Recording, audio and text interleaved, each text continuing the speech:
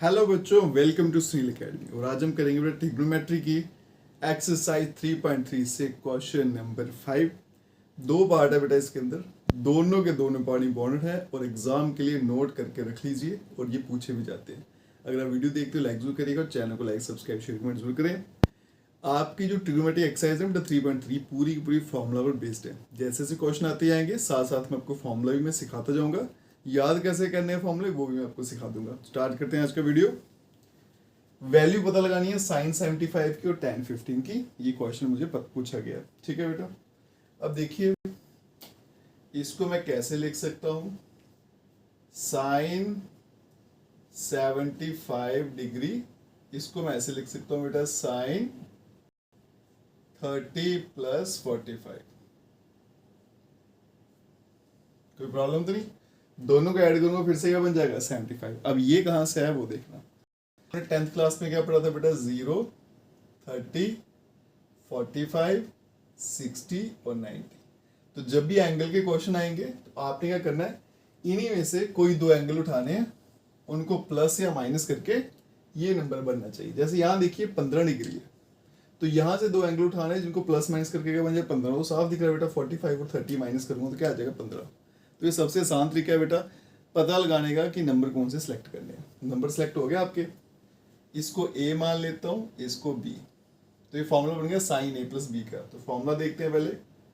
Sign a plus B क्या होता है बेटा? साइन a फिर कॉस b, प्लस है तो प्लस लिखिए, फिर साइन b और कॉस a।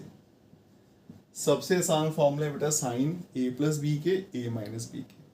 क्या पहचान है बेटा? ये कैसे करने हैं? जब साइन का फॉर्मूला आएगा a plus B, a minus B, एक बार साइन लिखना है, एक बार कास, फिर एक बार साइन, एक बार कास। एंगल चेंज करते नहीं। यहाँ पे साइन के साथ है, यहाँ पे बी हो गया, इसके साथ बी है, यहाँ हो गया, बस इतना याद रखना है। अल्टरनेट लिखना है, एक साइन एक कास। जब भी आपको कभी भी अल्टरनेट दिखे, एक साइन दिखे कॉस दिखे, तो वो साइन का फॉर्मूला होगा। बीच में अगर प्लस है तो प्लस का होगा, बीच में माइनस है तो माइनस का। इसी के अकॉर्डिंगली चलेंगे बेटा। तो इसका मतलब ये मेरा जो साइन 30 प्लस 45, इसको कैसे लिख सकता हूँ बेटा? साइन इसके साथ 30, फिर कॉस उसके साथ 45, फिर प्लस फिर से साइन, अब एंगल चेंज हो जाएगा, इसके साथ 45 और यहाँ पे कॉस उसके साथ 30। अब इसको मैं सिंप्लीफाई करता हूँ। साइन 30 की वैल्यू ट्रिग्नोमेट्री टेबल चलिए क्लास 10th का, 1/2, कॉस 45 1/√2, प्लस साइन 45 1/√2 और कॉस 30 √3/2।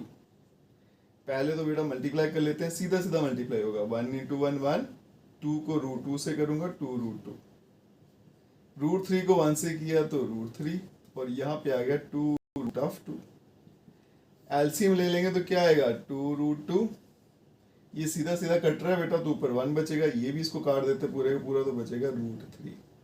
और यही इस क्वेश्चन का आंसर है। ठीक है, बाकी सिंपल √2 है, उसको रेशनलाइज करना चाहते हो कर सकते हो, वैसे फायदा नहीं है।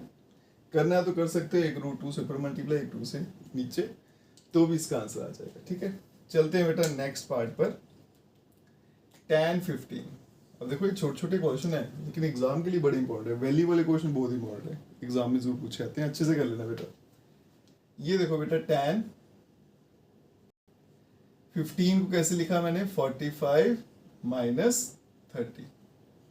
इसको a मान लेते हैं, इसको b। तो फॉर्मूला देखेंगे पहले tan a माइनस b का। ये थोड़ा सा अलग होता है साइन से। ऊपर देखो a माइनस बी है, तो tan पहले दोनों से मल्टीप्लाई कर दो तो क्या बनेगा? tan a minus tan b। ठीक है जी, tan में क्या करना है? tan अंदर मल्टीप्लाई कर दो तो ऊपर वाली टर्म तो आपको पता चल जाएगी। और डिवाइड में क्या लिखना होता है? 1 प्लस फिर से tan a tan b।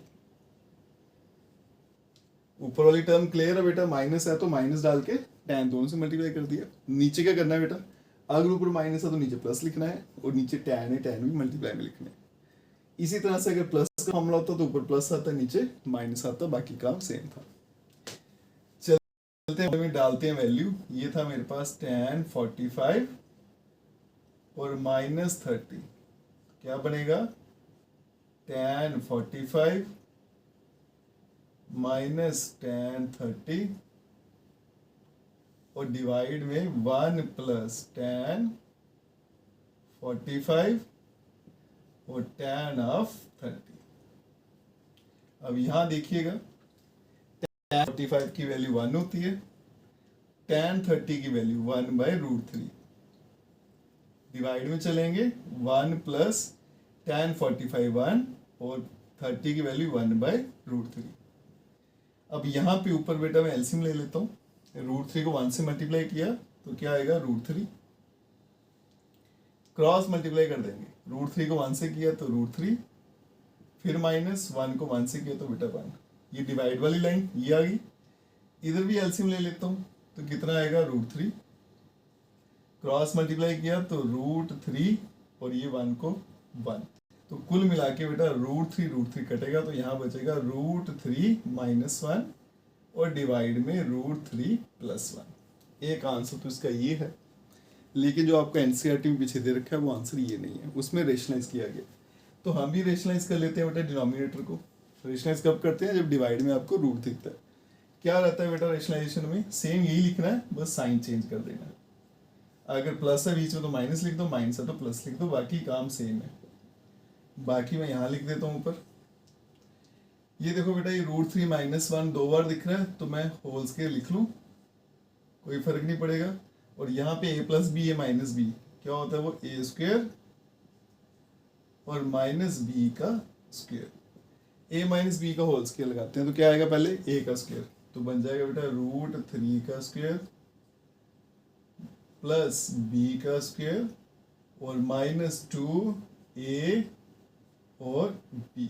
फिर चलेंगे डिवाइड में, √3 का स्क्वायर ये तो कट जाएगा बेटा, तो बचेगा 3 माइनस 1।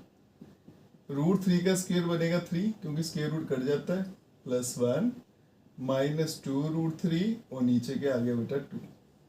ये बन जाएगा 4 माइनस 2√3 और डिवाइड में भी क्या आ गया 2। 2 बेटा कट जाएगा, 4 को काटेगा तो 2, ये 2 भी कटेगा, बनेगा √3। तो 2 माइनस √3 इस क्वेश्चन का आंसर है, जो आपको एनसीईआरटी पीछे इसी तरह से दे रखा है। ठीक है, इसके साथ ही बेटा हमारे दोनों के दोनों क्वेश्चन यहाँ पे खत्म हो जाते हैं। पहले बता देते बेटा, अगर ये वैल्यू नहीं आई कोई और वैल्यू पूछ लेंगे, लेकिन वैल्यू वाले क्वेश्चन एग्जाम के लिए बड़े इंपॉर्टेंट है। अगर आप वीडियो देखते हो तो लाइक जरूर करिएगा, चैनल को लाइक सब्सक्राइब शेयर जरूर करें। Best of luck.